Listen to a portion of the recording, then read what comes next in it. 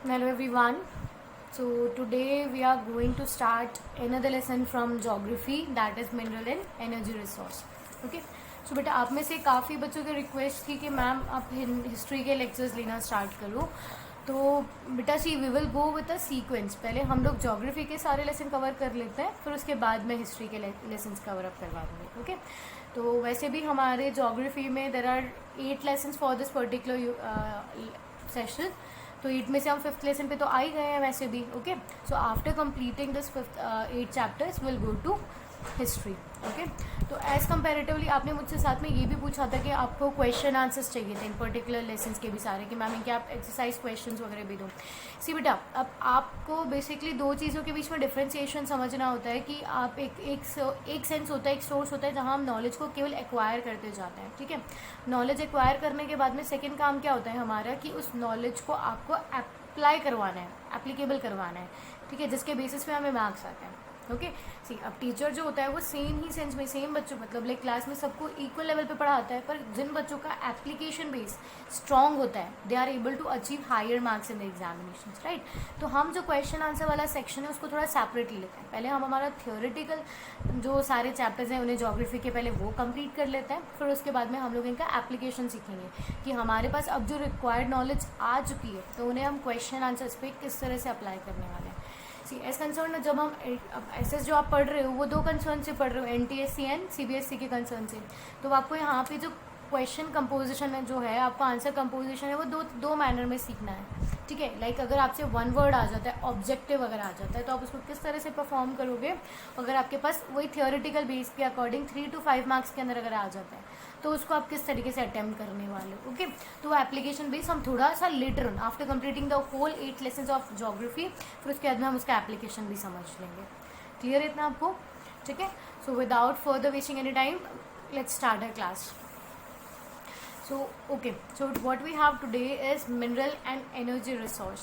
See बेटा, अगर आप जहाँ पर अभी बैठे हो, अगर आप अपने एटमोसफेयर में आसपास कहीं पर भी देखने की कोशिश करते हो तो आप बहुत अच्छे से मिनरल्स को आइडेंटिफाई कर पाओगे, है ना. The object you are currently watching this video with वो भी आपको ये बता देगा कि आपके पास कौन सा मिनरल है. ठीक है. आप अभी किसी मोबाइल में, किसी लैपटॉप में, PC में, टैब्स में कहीं तो देख रहे होगे ना इस वीडियो को. तो दैट इज़ वो आप जो पर्टिकुलर चीज़ का यूज़ कर रहे हो वो क्या है, वो किससे बना हुआ है. मिनरल से बना है ना, आउटर एंड इनर और. ठीक है. तो यहाँ पे अब बेसिकली हमें मिनरल का मीनिंग तो हम सबको आता है, हमने हमारे 7th-8th स्टैंडर्ड से इन टर्म्स को पढ़ा हुआ है. तो अब आपको यहाँ पे करना क्या है, you have to write the question answers according to a 10th standard student, है ना. तो अब आप 10th स्टैंडर्ड में आ चुके हो, तो अब मैं आंसर्स को थोड़ा इनकी जो लैंग्वेज स्ट्रेंथ या लैंग्वेज कंटेंट जो है आपको उसे स्ट्रॉन्ग बनाने की ज़रूरत है. सो बेसिकली अगर हम डेफिनेशन की बात करें तो वो क्या हो जाती है कि जियोलॉजिस्ट ने मिनरल्स को किस तरीके से आइडेंटिफाई किया हुआ है. They have grouped it as homogeneous naturally occurring substances with a definable internal structure and chemical composition. Okay, I am repeating it for you कि वो होते हैं होमोजीनियस. आप होमोजीनियस का मतलब बहुत अच्छे से समझते हो कि दे आर बिलोंगिंग. सी हमने साइंस में 2 टर्म्स पढ़ी है, होमोजीनियस एंड हेट्रोजीनियस. तो होमोजीनियस क्या होता है, those who belong from a same family और सेम ग्रुप, जो आइडेंटिफेबल या आइडेंटिकल फीचर्स आपस में शेयर करते हैं वो क्या हो जाता है होमोजीनियस. और जो एक दूसरे से काफ़ी अलग होते हैं वो क्या हो जाता है हेट्रोजीनियस. फाइन. सेकेंड पार्ट क्या था, नेचुरली अकरिंग. ये भी आपको बहुत अच्छे से पता है कि हमें जितने भी मिनरल्स हैं वो मैनमेड नहीं होते हैं, वो नेचर से हमें मिलते हैं. Okay. These substances have a definable internal structure. अगर आप किसी भी चीज़ का अगर आप इंटरनल स्ट्रक्चर बात करते हो तो फॉर एग्जाम्पल जैसे अगर मैं कंपेयर करूँ, वाटर ले लो, इसका एक फिक्स केमिकल कंपोजिशन और इंटरनल स्ट्रक्चर है. इसका अगर अब मैं केमिकल फॉर्मूले की बात करूँ तो वाटर का केमिकल फॉर्मूला क्या होता है, वेरी इजी, H2O, है ना. तो इसके अंदर आपको पता है कि हाइड्रोजन के 2 मॉलिक्यूल्स मिले. हाइड्रोजन का एक मॉलिक्यूल है H2 और ऑक्सीजन का एक मॉलिक्यूल था, फिर वो टर्न हुआ. जो भी आप क्रॉस आपने वो सुना होगा, ये सारी चीज़ें तो आपको केमिस्ट्री में आपने पढ़ा होगा. ठीक है. तो वो सारी चीज़ें आपको अच्छे से पता है। तो इनका एक fix internal structure and chemical composition होता है मिनरल्स का। सबसे पहली चीज़ तो डेफिनेशन आप बहुत अच्छे से क्लियर हो गए होंगे कि जो जियोलॉजिस्ट होते हैं उन्होंने क्या किया हुआ है, मिनरल्स को क्या बोला है कि सबसे पहली चीज़ तो वो होमोजीनियस है, तभी तो आप उनको एक कैटेगरी के अंदर एनालिस्ट कर पाओगे, है ना। नेचुरली अकरिंग सब्सटेंसेज है जिनका केमिकल एंड इंटरनल स्ट्रक्चर जो होता है वो डिफाइनेबल और डेफिनेट होता है। अगर आप उस केमिकल कंपोजिशन को ही चेंज कर दोगे तो वो मिनरल भी क्या हो जाएगा, चेंज हो जाएगा।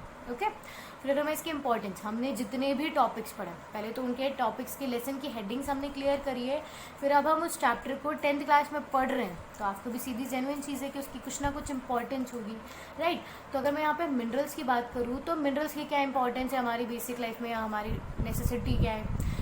तो सबसे पहला point, it is an indispensable part of our lifes. तो अब आप इसको समझने की कोशिश करो, इंडिस्पेंसिबल पार्ट क्यों बोला है मैंने यहाँ पे। आप किसी भी चीज़ को, किसी भी एक्टिविटी को इमेजिन करो, ठीक है। आप मॉर्निंग में वेकअप हो रहे हो, ठीक है, आप मॉर्निंग में आप जिस घर में रह रहे हो लगभग आपका जो फ़ैन है, इलेक्ट्रिसिटी है, टेलीविज़न है, मोबाइल फ़ोन से डायरेक्टली और इनडायरेक्टली किससे बने हुए हैं, मिनरल्स से बने हुए हैं। आप जिस रोड पे वॉक करते हो, खेलते हो, ठीक है, आप जिस व्हीकल का यूज़ करके अपने स्कूल तक या कहीं तक भी XYZ प्लेसेस पे जाते हो तो वहाँ पे वो हम किस चीज़ का यूज़ लेते हैं, मिनरल्स का यूज़ लेते हैं ना, ठीक है। तो ये एक इंडिस्पेंसेबल और बहुत ज़्यादा क्रूशियल पार्ट हो चुका है हमारी लाइफ में, जिसे हम अब रिमूव नहीं कर सकते। अगर हम इसे अब रिमूव कर देंगे तो हम हज़ारों साल पीछे चले जाएंगे, ठीक है। हम जो थे ना एंशिएंट पीपल, उनके आदिवासी भी नहीं बोल सकते हम लोग, लाइक अर्ली ह्यूमंस जो थे उनके टाइम तक हम चले जाएंगे।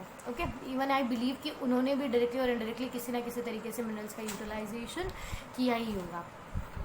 सो next, everything we use are directly और इनडायरेक्टली डिपेंडेंट अपॉन मिनरल्स। हर चीज़, एग्जाम्पल आप यूटेंसिल्स देख लो, इलेक्ट्रिसिटी देख लो, आप जहाँ पे बैठे हो, जहाँ पे हमारा घर बना हुआ है, रोड, एवरीथिंग, वो सब डायरेक्टली। आप जो पेन इवन जो यहाँ पे यूज़ कर रहे हो ये भी किसके हेल्प से बना हुआ है, minerals. Okay, next, the food we contain, ये इतना ज़्यादा इंपॉर्टेंट है हमारे लिए कि जो खाना हम खाते हैं इवन दैट कंटेन मिनरल्स। तो अगर हम एग्जाम्पल की बात करें कि भाई हम कौन कौन से मिनरल्स खा लेते हैं, पोटेशियम, आयरन, ठीक है, ऐसे बहुत सारे एग्जाम्पल्स हैं मिनरल्स के भी। ओके, तो ये इतना ज़्यादा ज़रूरी है, इतना ज़्यादा इंडिस्पेंसिबल हम ये है ये कि even in the form of food also we like consume these minerals. Okay, it is must in all the stages of development. See बेटा, हम लोगों ने जब रिसोर्सेज वाला चैप्टर पढ़ा था, है ना, तो तब भी हमने इस चीज़ की बात करी थी कि जो रिसोर्सेज है वो बैकबोन कंसिडर की जाती है हमारी इकोनॉमी की। तो सिमिलरली मिनरल्स है, तो अगर मैं इसको कंपेयर करके अगर हम इस तरीके से समझते हैं कि एक इकोनॉमी के पास बहुत सारे मिनरल्स हैं और एक इकोनॉमी के पास मिनरल्स नहीं हैं, तो दोनों में से डेवलप्ड इकोनॉमी कौन सी होगी, जिसके पास मिनरल्स होंगे, जिसके पास सोर्सेज ऑफ डेवलपमेंट होंगे। ओके, तो मिनरल्स को मैंने यहाँ पे क्या टर्म दे दी है, it is a source of development also and that is why it is a must in all the stages of development phase. Okay, clear है यहाँ तक। तो अभी तक हम लोगों ने केवल किसकी बात करी थी, मिनरल्स। तो अगर आपको ये 3 मार्क के क्वेश्चन में या 1 वर्ड की डेफिनेशन में आएगा तो भी अब आप इसको बहुत अच्छे से समझा सकते हो। ओके, तो अब हम मिनरल पढ़ चुके हैं, ठीक है। अब हम लोग यहाँ पे पढ़ने वाले हैं कि क्लासिफिकेशन ऑफ मिनरल्स क्या होता है। अब किस तरह से हम लोगों ने इसको क्लासीफाई भी किया हुआ है, सी। तो हम लोगों ने जब इसकी डेफिनेशन पढ़ी थी तब भी हम लोगों ने जियोलॉजिस्ट की ही थ्योरी यूज़ की थी, तो यहाँ भी हम जियोलॉजिस्ट के बारे में ही पढ़ेंगे। ओके, तो जियोलॉजिस्ट ने इस थ्योरी को, इसके बेसिस पे इसको किस तरह से वो क्लासीफाई करते हैं, वापस से डेफिनेशन से उठाओ। होमोजीनियस होने चाहिए, जिनकी सेम प्रॉपर्टीज़ वो शेयर करते हो आपस में, and with a definable internal structure and chemical composition. अब बेटा जिनको लगता था, मतलब जियोलॉजिस्ट को लगता था कि अच्छा ये मिनरल्स जो हैं वो थोड़े बहुत सिमिलर केमिकल कंपोजिशन वगैरह शेयर कर रहे हैं, तो उनको क्या किया, उनको एक ग्रुप में क्लासीफाई कर दिया, और जो थोड़े डिफरेंट थे तो उन्हें किसी और ग्रुप के अंदर क्लासीफाई कर दिया। तो जियोलॉजिस्ट थे, उन्होंने क्लासीफाई किया मिनरल्स को according to the chemical composition and crystalline structures. वापस से समझा रही हूँ, जियोलॉजिस्ट जो थे उन्होंने उनके फॉर्मेशन के बेसिस पे जो वो फॉर्म हो रहे थे, तो वो कुछ ना कुछ चीज़ें वो आपस में कॉमन शेयर कर रहे थे। May be the chemical formulas जो थे उसमें कुछ ना कुछ सिमिलैरिटी थी, या जिस कंपोनेंट से वो बने हुए हैं उनमें कुछ सिमिलैरिटीज़ थी, तो उसका यूज़ करके उन्होंने क्या किया है, क्लासीफाई, मिनरल्स को क्लासीफाई कर दिया, ठीक है। तो जब हम क्लासिफिकेशन ऑफ मिनरल्स पढ़ते हैं यहाँ पे, सो वी हैव 3 सब headings, that is metallic, non metallic and energy minerals. तो मिनरल्स की अगर मैं हेडिंग की बात करूँ, कितने क्लासिफिकेशंस हो गए, metallic, non metallic and energy mineral. Clear है। हम लास्ट से स्टार्ट कर देते कि एनर्जी मिनरल क्या होता है, ठीक है। तो एनर्जी मिनरल्स क्या होते हैं कि जिनको जब आप यूज़ करते हो, यूटिलाइज करने की कोशिश करते हो, वो आपको हीट और लाइट प्रोड्यूस करके देता है। ओके आप जितने भी फॉसिल फ्यूल्स होते हैं उन्हें हम एनर्जी मिनरल्स कहते हैं। जैसे फॉर एग्जांपल यहाँ पे आपको एग्जांपल दिया हुआ है कोल, पेट्रोलियम, नेचुरल गैस, जिनको आप अगर यूज़ करने लगोगे तो आपको हीट लाइट वगैरह मिलेगी ना साथ में, ठीक है। तो जब हम अब इसके बाद में सेकंड फर्दर हमारा क्लासिफिकेशन हो गया मेटलिक और नॉन मेटलिक के फॉर्म में। सी ये कितना इजीली समझ आ जाता है मेटलिक और नॉन मेटलिक। इसको समझने के लिए चलो हम लोग एक और चीज़ का हेल्प ले लेते हैं। सी बहुत बहुत बहुत जो टर्म है उसी से आपको ये चीज़ समझ में आ रहा है। मेटलिक मतलब मेटल है, नॉन मेटलिक जिसमें मेटल नहीं है। क्लियर हो गई ये चीज़ में? Minerals containing metals are known as metallic minerals, and minerals which doesn't contain any metal, which do not contain any metal, is known as non metallic mineral. Clear है अभी आपको? अगर इसका मैं एग्जांपल की बात करूँ, सेकंड पॉइंट भी अगर आप देखोगे, these are solid in nature. Of course अगर इनके अंदर कुछ मेटल है तो ये आपको सॉलिड फॉर्म में ही मिलेगा। वो चीज़ अलग है कि बेटा कि जैसे अगर मैं मरकुरी की बात करूँ तो उसको अगर आप बहुत ज़्यादा हीट अप करते हो, उसको अलग से उसको एक टेम्परेचर वगैरह चाहिए होता है। अगर आप उस टेम्परेचर में नहीं रखते हो तो उसके बाद में वो मेल्ट होने लग जाता है। तो ये हर एक सब्सटेंस के साथ होता है कि उनका सबका एक मेल्टिंग पॉइंट होता है, तो उसको आप इग्नोर कर सकते हो। तो इन लोगों का जो बेसिक इनका फीचर है that these are solid in nature. Non metallic की मैं बात करूँ तो ये सेमी सॉलिड होते हैं, ठीक है। ये बहुत सी बार लिक्विड एंड गैशियस फॉर्म में भी हमारे पास अवेलेबल होते हैं। जैसे लिक्विड के अंदर बात करें तो पेट्रोलियम हो गया, गैस की बात करें तो नेचुरल गैस हो गया, ठीक है। सॉलिड्स एंड सेमी सॉलिड्स भी आप बहुत अच्छे से समझते हो। इसके एग्जाम्पल्स भी आप उसको बहुत अच्छे से आपके पास यहाँ पे लिखा है। अगर मैं मेटलिक की बात करूँ तो आयरन हो गया, गोल्ड हो गया, ठीक है। नॉन मेटलिक में आप बहुत सारे एग्जांपल्स दे सकते हो, जैसे लाइमस्टोन हो गया, सैंडस्टोन हो गए, ठीक है, मार्बल्स हो गए। ये सारी चीज़ें आप यहाँ पे नॉन मेटलिक के अंदर समझा सकते हो। क्लियर है? वापस से आ जाते हैं हम इसके अंदर कि हम लोगों ने इसका क्या देखा, मेटलिक क्लासिफिकेशंस ऑफ मिनरल्स में 3 हेडिंग्स थी, metallic, non metallic and energy minerals की, ठीक है। हम लोगों ने इनका एक रफ स्केच लिया, इनका एक ओवरऑल मीनिंग आपको समझ में आ गया कि मेटलिक क्या होता है, नॉन मेटलिक क्या होता है और एनर्जी क्या होता है। बेटा इसके फर्दर जो हमारी नेक्स्ट वाली क्लास होगी उसके अंदर मैं आपको इन लोगों के और लाइक बोलते हैं ना डिटेल्ड नोट्स भी आपको इसमें अवेलेबल करवा दूँगी। ओके सो नाउ अगर बेटा हम लोग मेटलिक के अंदर देखें तो मेटलिक का भी सब डिवीजन हुआ हुआ है between furious, non furious and precious के अंदर। इसको भी हम लास्ट से स्टार्ट करते हैं। प्रीशियस तो वर्ड ही हमें बहुत इजीली समझा रहे हैं कि प्रीशियस का मतलब क्या होता है कि जो हमारे लिए बहुत ज़्यादा इंपॉर्टेंट है, वैल्यूएबल है, okay, that is gold, silver and platinum इसका एग्जाम्पल जो है। अब फ्यूरियस एंड नॉन फ्यूरियस, सी आपने आयरन के बारे में पढ़ा है ना, आपको भी पता है कि आयरन का केमिकल नेम क्या होता है, Fe, ओके, आपने ये अच्छे से पढ़ा होगा, फी बोलते हैं उसे हम लोग, ठीक है। तो अब आयरन, फ्यूरियस मतलब ही आयरन हो जाता है, फेरस का मतलब ही। तो अब यहाँ पे आपको समझना है कि मेटलिक में जो हमने क्लासिफिकेशन किया है फेरस और नॉन फेरस का, वो भी बहुत ईजीली समझा रहा है कि जिसमें आयरन का कंटेंट होगा it is known as ferrous, और जिसमें आयरन का कंटेंट नहीं होगा it is known as non ferrous. Okay let's take a tabular explanation here also.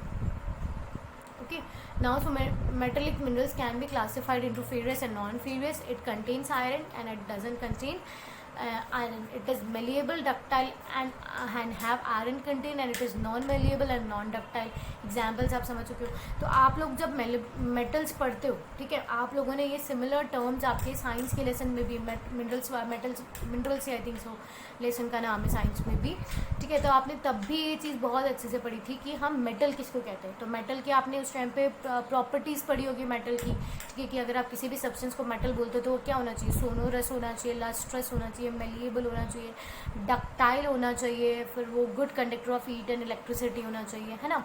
तो यहाँ पे अब हमारे पास भी उस सिमिलर तरीके से मेलिएबल और डक्टाइल टर्म हम लोग यहाँ पे फीरियस और नॉन फीरियस को समझाने के लिए यूज़ करेंगे। ओके तो अब मेलिएबल एंड डक्टाइल क्या होता है बेटा, इसको इस चीज़ को समझो कि यहाँ पे हम लोग क्या बात कर रहे थे कि अब जैसे मेलिबिलिटी मैंने मान लिया, ठीक है। मेलिबिलिटी क्या होता है, अगर मानो मेलिबिलिटी का मतलब होता है कि आप किसी भी चीज़ को हैमर करके, अगर आप किसी भी सब्सटेंस को अगर आप हैमर कर रहे हो वो थिन शीट्स में कन्वर्ट हो रही है और उसका फिर किसी भी डिज़ायर्ड फॉर्म में या डिज़ायर्ड शेप में अगर आप उसको कन्वर्ट कर पा रहे हो तो वो मेलिबिलिटी है। डक्टिलिटी भी सेम सेंस होता है, अगर हम उसे थिन वायर्स या थिन वायर्स और रोप्स वगैरह, वायर्स ही वैसे इसके लिए परफेक्ट टर्म होती है। तो डक्टाइल मतलब भी आप समझते हो कि उसको हैमर करके हम अगर उससे वायर, थिन वायर्स में अगर हम उसे कन्वर्ट कर सकते हैं, non it will be known as ductile. तो मेलिबिलिटी, डक्टिलिटी का मतलब भी आप बहुत अच्छे से समझ रहे हो। फाइन, एग्जाम्पल के थ्रू अब भी आप इनको समझा सकते हो। तो मुझे नहीं लगता कि ये टॉपिक कुछ बहुत ज़्यादा कॉम्प्लेक्स था, फिर भी हम इसको वापस से देख लेते हैं कि इसमें क्या प्रॉब्लम है। Okay starting mineral and energy resource हमारा आज का टॉपिक है। मिनरल्स की डेफिनेशन बाय हार्ट कर लेना। ये एक रिपीटेड क्वेश्चन आ जाता है कि मिनरल क्लासिफिकेशन, मतलब जो दो बहुत इंपॉर्टेंट लेसन मुझे लगते हैं कि अगर आपकी ज्योग्राफी में से जो आ जाते हैं वो आते हैं agriculture and mineral and energy resource. Okay, तो mineral and energy resource similarly again important, तो हम इसमें डेफिनेशन के बाद में इनका क्लासिफिकेशन पढ़ते हैं, that is metallic, non metallic and energy resource. फिर मेटेलिक में भी हमारे पास आ जाता है फीरियस एंड नॉन फीरियस।